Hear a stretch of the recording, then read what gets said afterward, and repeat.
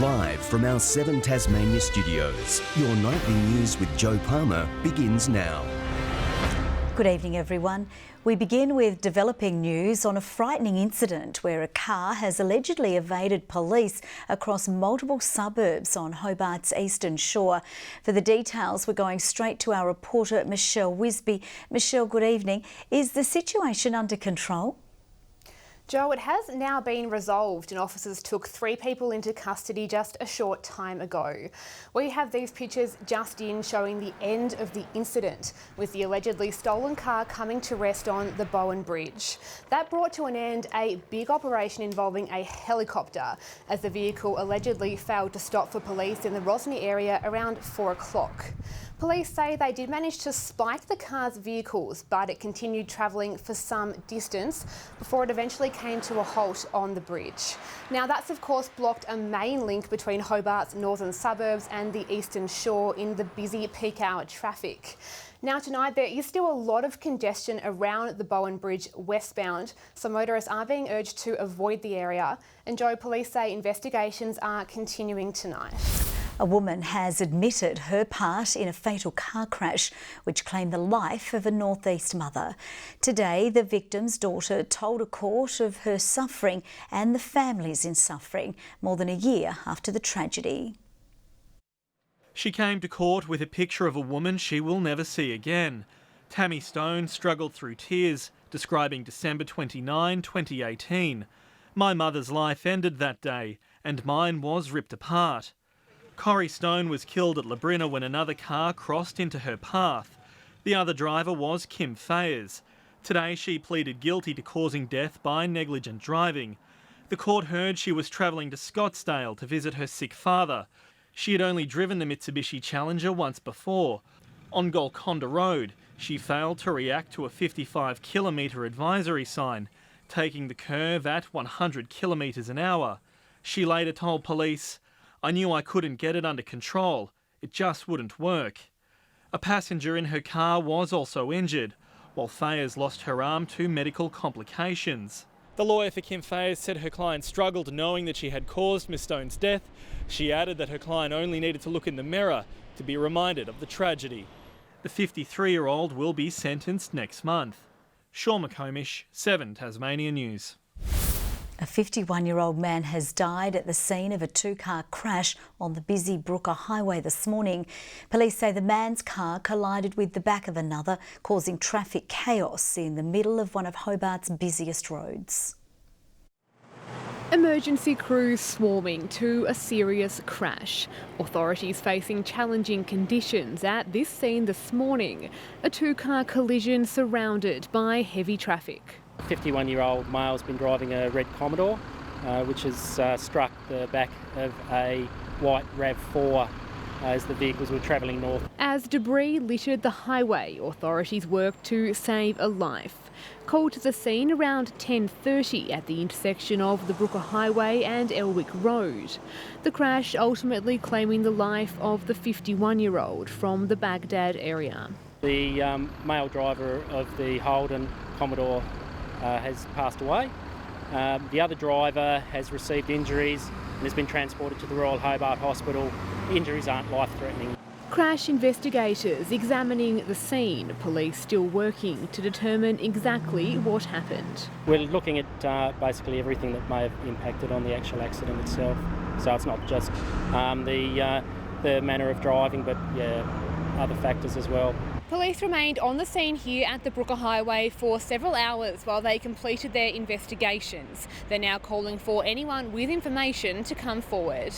There's a number of witnesses that police are speaking to. Anyone that might have witnessed this accident, if they can contact police on the Crime Stoppers number. Michelle Wisby, 7 Tasmania News. Farmers in the northeast of the state say conditions are tougher than they've ever seen as officials declare the area extremely dry. Lower than average rainfalls have affected water resources and the government says it's monitoring other areas of concern too. Once lush and green, these brown fields are part of dairy farmer Andrew's land in northeast Tasmania. He and other producers in the area are facing one of their toughest seasons yet, seeing minimal rainfall since late last year. The season has been dry. basically from the start. We could have identified back in December or maybe even November that we were going to be facing some serious rainfall deficits. Yesterday, users of rivers such as the Bridden Ringarooma were placed under a Water Resource Management Extreme Dry policy.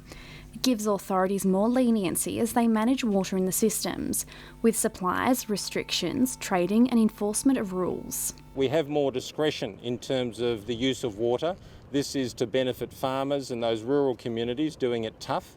It identifies the fact that we have limited use of water, so we must use it very wisely. We as a collective group have been doing all we can to assist with ensuring that we can maximise the water use that we can within the rules. Farmers are now concerned that these conditions will be their new normal, with the government confirming more areas are on their radar. It has occurred in the past and I'd expect it to be used in the future. There are a number of other locations around Tasmania. We're monitoring this very carefully in other communities as well, other regional communities that are doing it tough in terms of access to water. Ebony Ablett, 7 Tasmania News. Peter Gutwin and Michael Ferguson say there's no bad blood following Monday's leadership shake-up. The Premier is keeping details of his new cabinet under wraps, but Labor insists it won't make a difference to the old problems. A dusty week to be in government. It is fantastic to be here today at Perth to look at the ball. I might start that again if that's all right. And as the dust settles on the change in leadership, the Liberals insist they're one big happy family. We're going to work together like brothers in this government. Touring major upgrades to the Perth Links Road, Premier Gutwin was keeping his lips sealed about his new team. On Friday I'll be announcing the cabinet, and the new cabinet will be sworn in early next week. Question marks are hanging over who might receive a promotion. But Labor wants to know when the new Royal Hobart Hospital redevelopment will be completed. This is a project that was due for completion in 2018. The Premier's answer: anybody in Hobart at the moment would see that hospital is built, it's been constructed, and my understanding is that it will be commissioned next month. There's one less fight for the government, with the Nurses Union today accepting a 4-year pay deal. Sean McComish, 7 Tasmania News. As we go to air tonight, people are gathering for a major special council meeting on Hobart's Eastern Shore, with a decision expected on a controversial Rodney Hill hotel development. Our reporter Louise Hedger is at the Clarence Council Chambers and joins us live. Lou, good evening. What are we expecting tonight? Joe, hundreds of people are expected to attend this meeting tonight, which starts in less than an hour. It's been specially organised to determine the future of the Rodney Hill development. That development was originally a 100-room hotel, but due to serious public backlash, it was scaled down. Despite that, it's still facing wide community opposition. Many opponents are expected to be at this meeting tonight. They're worried about the project's size, appearance and environmental impact on what is publicly owned land. We've previously heard concerns it could set a precedent for major developments in other areas of the state. The proponents, Hunter Developments, though, say it will revitalise the area and would remain as a public space. We spoke with the Deputy Mayor earlier today, who said tonight's special meeting is a normal part of the process for major projects. So anytime we have a development application that's over $5 million, we have a special planning authority meeting, and that's what will be happening tonight. And it gives us a chance to hear representations and to consider the report that's been done by the officers. But Joe, even if the project is approved tonight, it still could face challenges at an appeals tribunal, so it could still be an uphill battle for the Rodney Hill development, Joe. 5 people have been charged after allegedly attaching themselves to the Sustainable Timber Tasmania offices in Hobart this morning. 2 protesters are accused of gluing themselves to the front door before locking onto the others, calling for the organisation to end logging in native forests.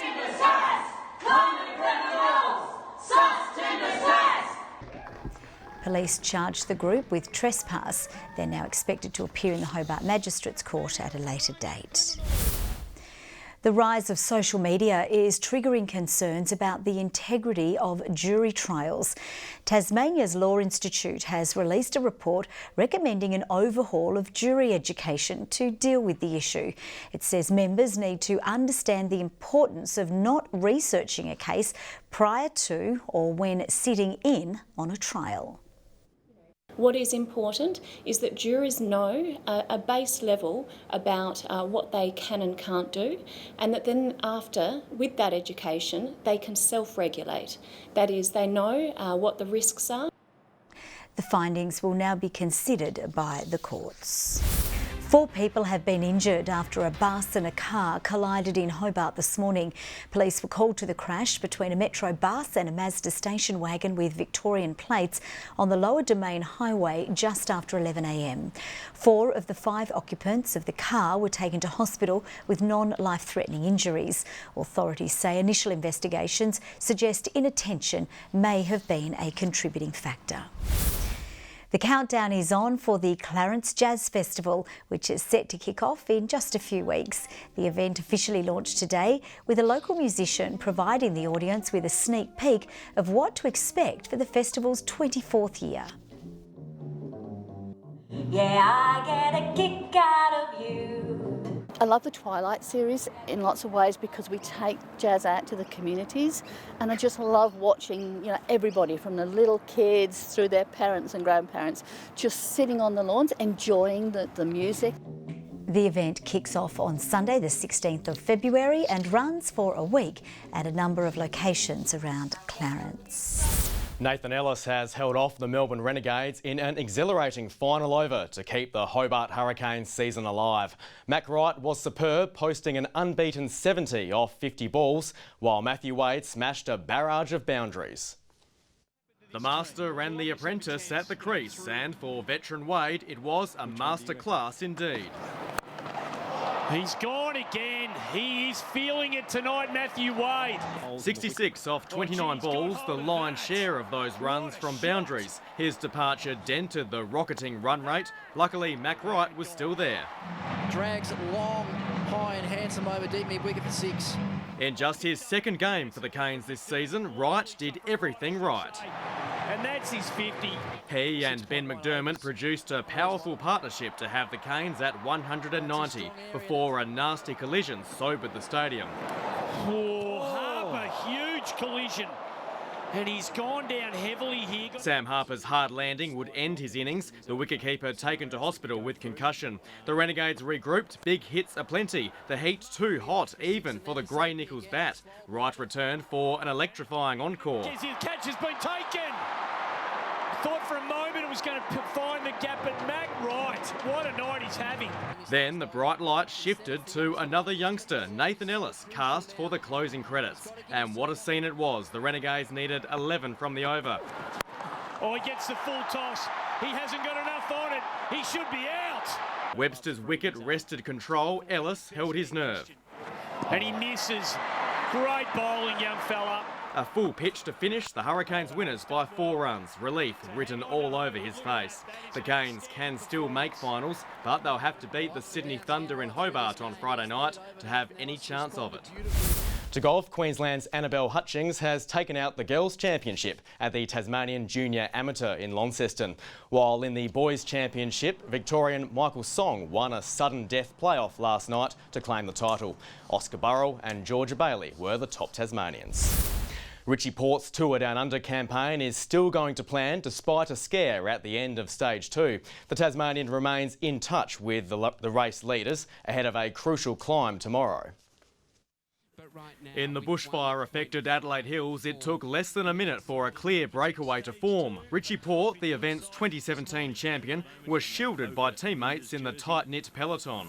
Trek Segafredo, they are staying constantly near the front with Richie Port in the wheels. And for good reason.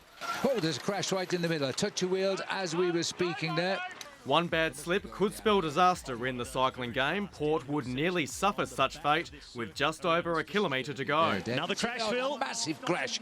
A massive crash. It must have been a touch of wheels on that slightly right-hand bend. The Tasmanian was in amongst it, hurting his hand and knee, but not seriously enough to derail his campaign. None of the riders involved lost time due to the 3-kilometre rule, which protects the rider's time if a crash happens near the end of the race. Those who escaped it at the front had a mad dash into Stirling. Caleb Ewan holding off two-time defending champion Darryl Impey at the line. Caleb Ewan has done it again from the middle of nowhere. Take that. That was a fantastic finish by Ewan. Port remains 10 seconds behind Ewan heading into the crucial third stage, which takes in 2,600 metres of climbing and can heavily influence the tour's final standings. Good evening. Hobart Airport, the state's high today with 31 degrees, 30 the top in the city. Launceston 28, Burnie 20 and Devonport 23. Temperatures up on average, some by as much as 9 degrees. Grove 30, Ouse 29, the Bass Strait Islands 28. Strawn 27 today, St Helens 23 and Lowhead 20. Now the cloud gradually made its way our way with scattered cloud ahead of the main cloud band just touching our west coast there. We should see some more falls this evening. The cloud band also extends over southern Victoria and coastal South Australia.